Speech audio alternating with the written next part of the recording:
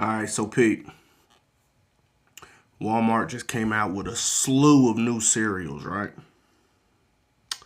But on the top of all those cereals, the General Mills, Kellogg's, all of that, there's one that stands above all of them, in my opinion. Fire. This great value apple fritter joint. Whew.